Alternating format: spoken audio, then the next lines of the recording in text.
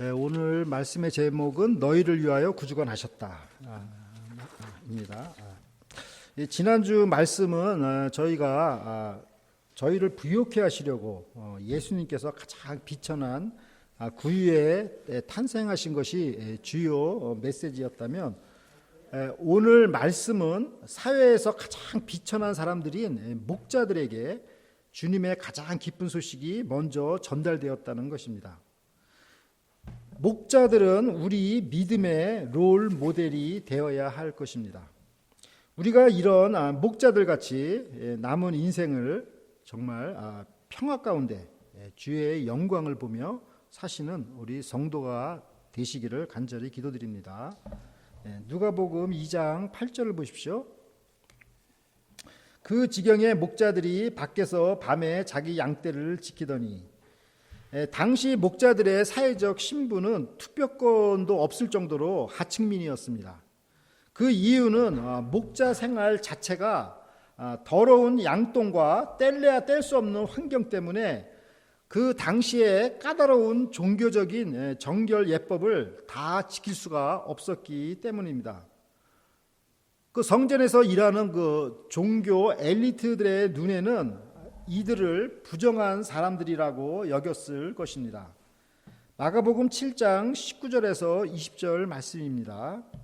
이는 마음에 들어가지 아니하고 배에 들어가 뒤로 나가미니라 하심으로 모든 식물을 깨끗하다 하셨느니라.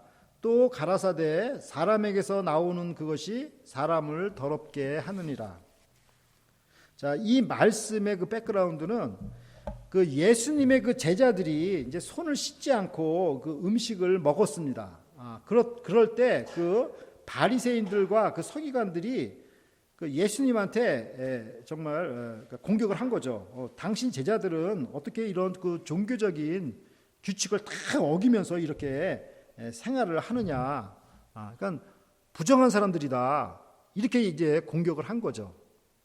그리고 예수님의 제자들도 손 안 닦고 음식 먹은 것 때문에 이렇게 공격을 받았는데, 하물며 그냥 뭐 벌판에서 양들하고 뒹굴뒹굴 하면서 양똥을 그냥 이렇게 손에 묻힌 이 사람들은 얼마나 정말 그 종교 지도자들의 눈에는 정말 불결한, 부정한 이런 사람들로 보이지 않았겠습니까?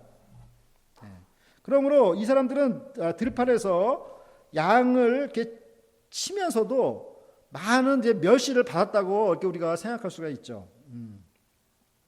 자, 그런데 여기서 이제 아이러니한 것은 뭐냐면, 이 목자들이 그 베들레헴이 거기 성전 근처에 있으니까 그 성전에 하나님께 드릴 그 양들을 위해서 이 목자들이 그 양떼들을 돌보는 것입니다.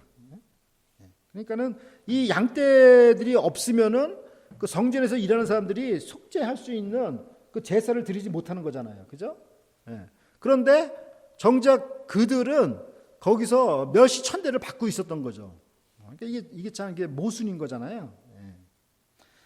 자, 만약에 이런 종교적인 패단이 지금 오늘날 이 세상에 있었다고 한다면 어떤 생각을 우리가 들면서 양떼들을 돌보겠습니까? 대충 그냥 어디 뭐 눈이 뭐 빠져 저기 다쳤는지 다리가 삐었는지 이런 양들 그냥 막 신경 안 쓰고 대충 그냥 뭐 이렇게 하지 않겠어요? 그런데 이 목자들은 그런 것을 정말 개의치 않고 밤잠을 설치며 양들을 돌봤다는 것입니다. 그게 이제 키포인트죠.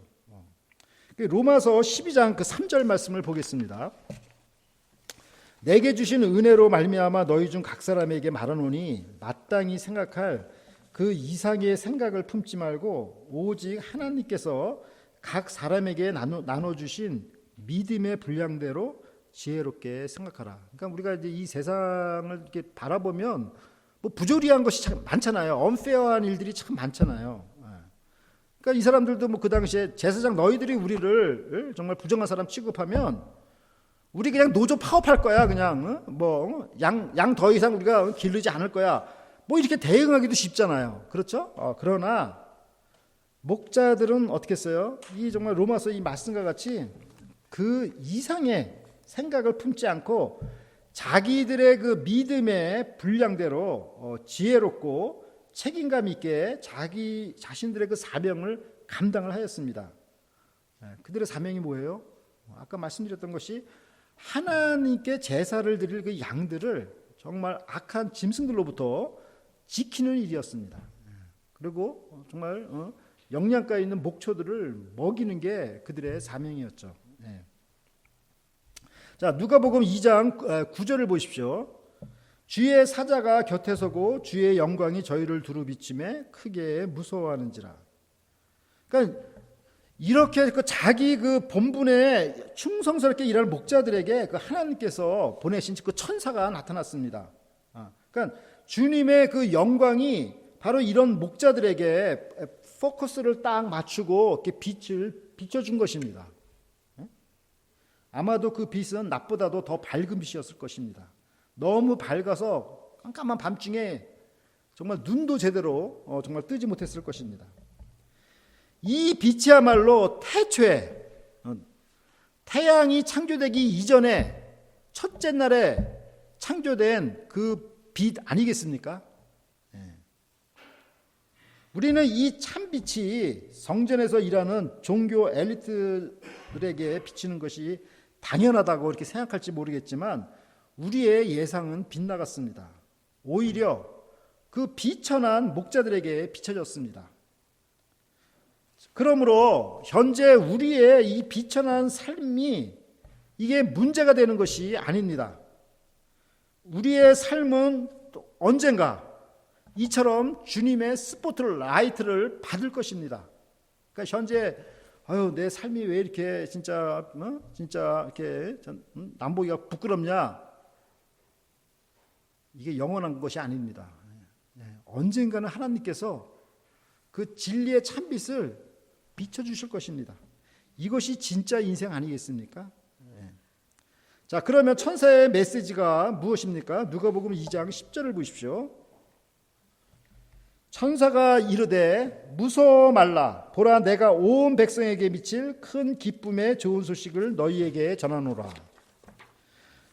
자, 그 첫 메시지는 뭐예요? Don't be afraid.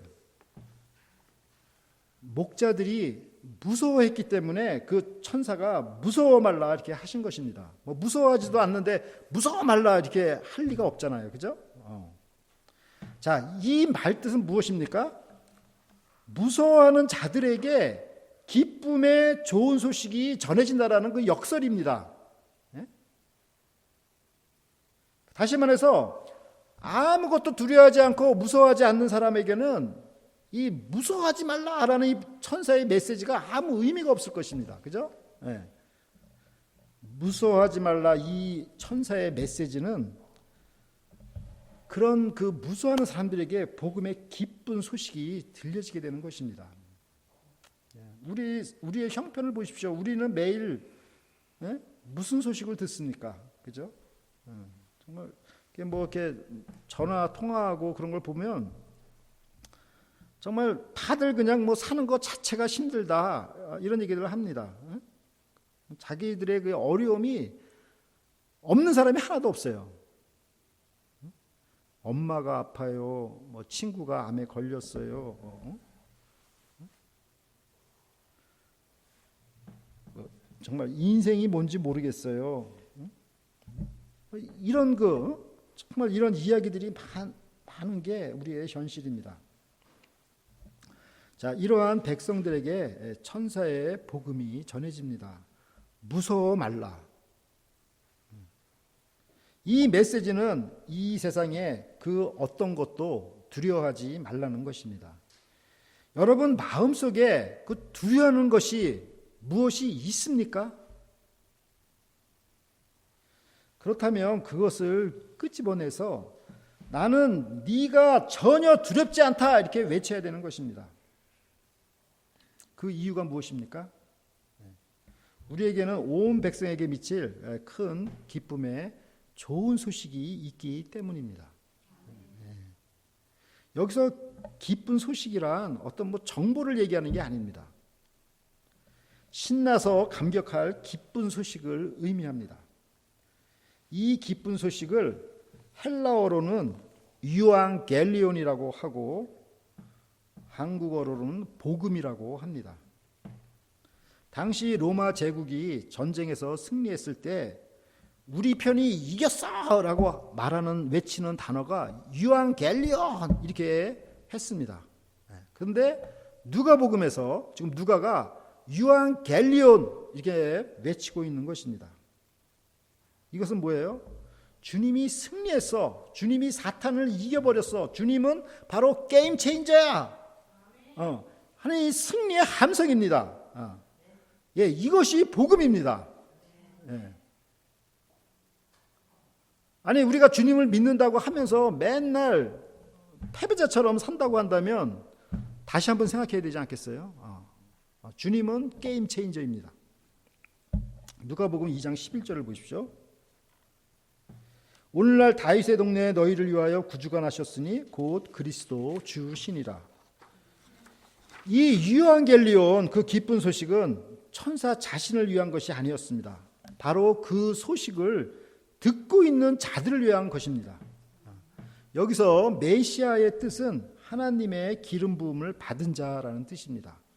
다시 말해서 왕의 절대 주권을 가진 자라는 뜻이고, 더 알기 쉽게 한다면 모든 문제의 해결자, 이게 바로 그 메시아라는 뜻입니다.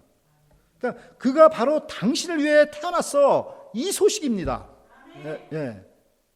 아멘. 우리 최장순 권사님 진짜 화이팅입니다. 바로 딴 사람이 아니라 당신을 위해서 예수님이 오셨다는 거예요. 딴 사람 신경 쓸 거 없어요. 바로 나를 위해 예수님이 탄생하신 것입니다. 무엇을 우리가 더 바라겠습니까? 메시아가 나의 모든 문제를 해결하시러 오셨다는데 우리가 더 필요한 게 뭐가 있겠습니까? 누가복음 2장 12절을 보십시오. 너희가 가서 강보에 쌓여 그 위에 누인 아기를 보리니 이것이 너희에게 표적이니라 하더니.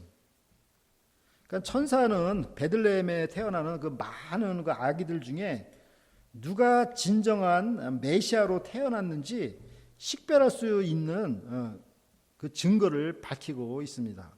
첫째로는 강보에 쌓인 아기입니다.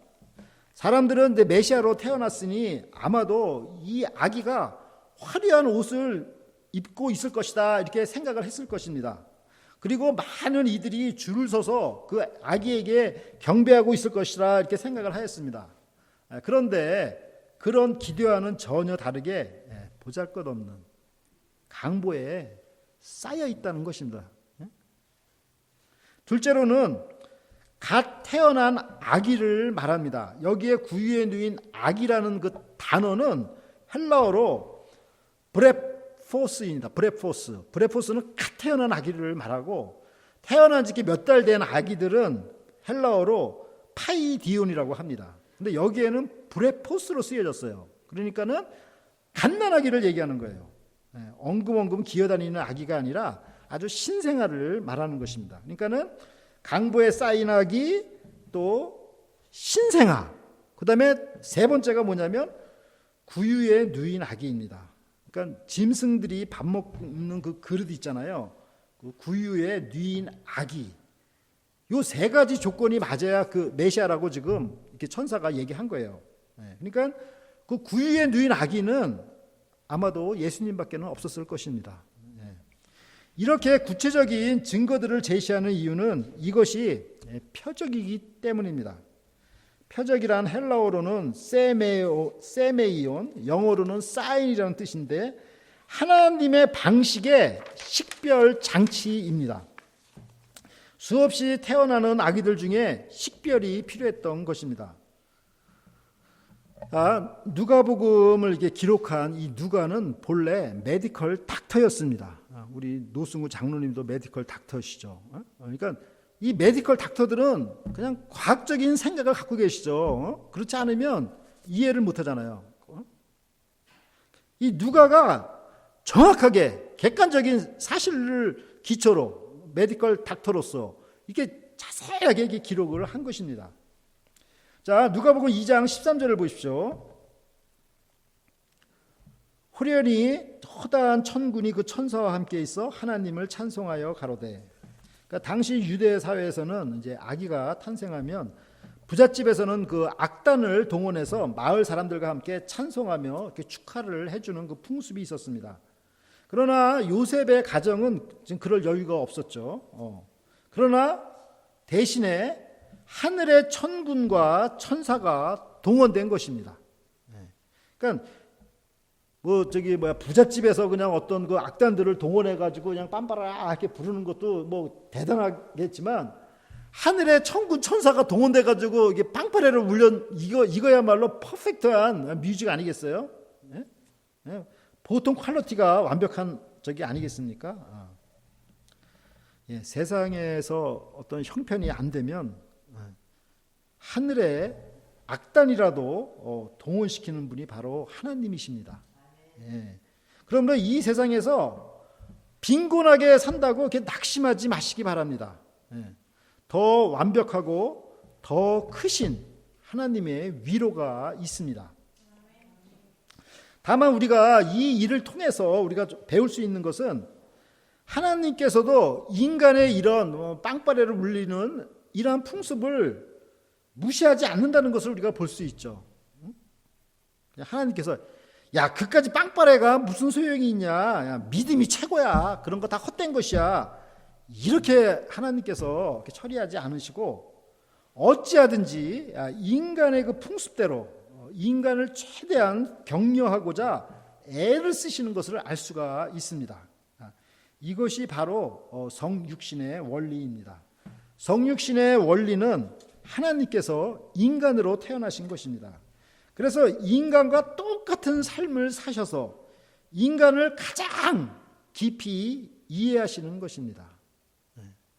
내가 나를 이해하는 것보다 하나님이 더 나를 이해하시는 것입니다. 그분이 바로 성령님이시죠. 주님은 여러분의 고뇌를 다 이해하십니다. 이 세상에서 자기를 이해하시는 분이 있으면 얼마나 위로가 됩니까? 누가복음 2장 14절을 보십시오. 지극히 높은 곳에서는 하나님께 영광이요 땅에서는 기뻐하심을 입은 사람들 중에 평화로다 하니라.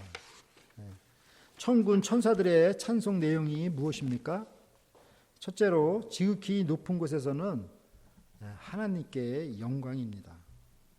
인생의 목적은 하나님께 영광을 돌려드리는 것입니다. 우리가 아무리 무슨 대단한 일을 했다 할지라도 그것이 하나님께 영광이 되지 않는다면 그것은 정말 헛된 것이라고 이렇게 말할 수가 있습니다. 고린도전서 10장 31절 말씀입니다.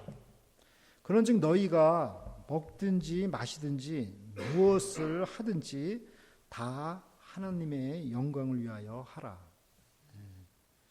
따라서 우리는 매사에 아무리 정말 작은 일이라도 그런 일 속에서 하나님의 영광을 드러내야 합니다. 둘째로 땅에서는 기뻐하심을 입은 사람들 중에 평화입니다. 여기서 땅에서 기뻐하심을 입은 사람들은 하나님의 은총을 입은 소박한 목자들입니다. 하나님의 은총이 번지르한 성전의 종교 엘리트들에게 임한 것이 아니라 들판에서 자기 양떼들을 돌보는 비천한 목자들에게 들려졌습니다. 이들은 마음의 평화를 얻게 되었습니다. 평화는 마음에 갈등이 없는 상태가 아니라 어떤 갈등 속에서도 하나님의 은총을 받았을 때 임하는 것이 바로 그것이 평화입니다. 하나님의 우리가 은혜를 받았어요. 그게 평화 아니겠어요? 마음속에 그냥 조용하고 아무 일도 없는 곳은 무덤에 가면 조용하죠. 그게 평화가 아닌 거예요. 하나님의 은총을 받는 것이 평화예요. 여러분이 성경을 묵상하고 은혜를 받을 때 그때 평화가 임하지 않습니까? 예, 그래서 우리가 오늘 말씀 정리하면서 세 가지 키워드로 이제 묵상하고자 합니다. 첫 번째는 셰퍼드 목자, 두 번째는 샤인 빛이 비춤, 세 번째는 세이비어 구주입니다. 첫 번째 셰퍼드, 성탄의 가장 기쁜 소식이 비천한 목자들에게 임한 것은 놀랄 일이 아닙니다. 왜냐하면 그들은 모든 사람들이 잠들어 있는 그 밤에 깨어 있어서 자기 양떼들을 들판에서 돌보고 있었습니다. 사회적으로 인정을 받지 못하는 비천한 직업이었지만 투철한 직업관이 그들에게 있었습니다. 그것은 하나님께 제사로 쓰여질 양들을 돌보는 일이었습니다. 그들은 하나님께서 맡겨주신 천직에 감사하며 깨어서 양떼들을 돌보았습니다.